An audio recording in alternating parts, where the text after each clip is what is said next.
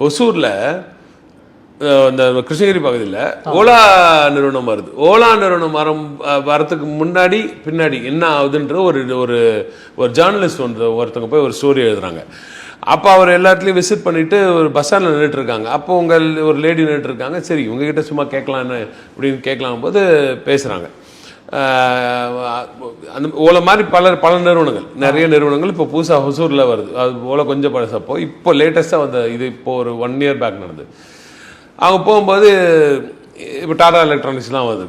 இப்போ டாடா எலக்ட்ரானிக்ஸ் வெளில அந்த அம்மா நின்றுட்டுருக்கு, அதுக்கு பக்கத்தில் நின்றுட்டுருக்கு. இந்த அம்மா இவர் போய் கேட்குறாரு. அப்போ அந்த என்னம்மா பண்ணுறீங்க? நான் ஹெட் மினிஸ்டர் தான் இருக்கேன், ஹெச்எம்மாக இருக்கேன். இப்போ இந்த மாதிரி தொழில் வளர்ச்சிலாம் கொடுத்து என்னமா நினைக்கிறீங்க அப்படின்னு.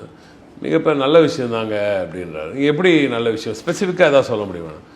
இதே ஊரில் நான் டீச்சர் ஹெச்எம்மாக இருக்கேன்.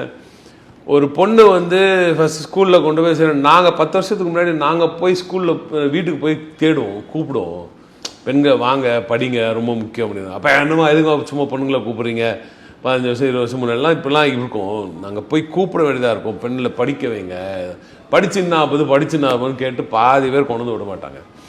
ஆனால் கடந்த ஒரு 2-3 வருஷமாக என்கிட்ட அட்லீஸ்ட் 2 தாய்மார்கள் கேட்டிருக்காங்க. என்கிட்டே ஸ்ட்ரெயிட்டாக என்ன கேட்குறாங்கன்னா, அந்த நிறுவனத்தில் பணிபுரியணும்னா என் பொண்ணு என்ன படிக்கணும்னு என்கிட்ட கேட்குறாங்க. எவ்வளோ பெரிய டெவலப்மெண்ட்டுங்க இது. ஒரு எதிர்பார்க்காத ஆங்கிள், மேசிவ் ஆங்கிளில் இதுதான். இப்போ அவர் யதார்த்தமாக ஒரு கேட்ட ஒரு ஸ்டோரி இது. ஆக்சுவலி அவர் உடனே எங்களுக்கு ஃபோன் பண்ணி சொன்னார், இப்படிலாம் இருக்குங்க, இதை பற்றிலாம் இப்போ சொல்லுங்கள், இந்த மாதிரி வாய்ப்பு வரும்போது நாங்கள் சொல்கிறோம்.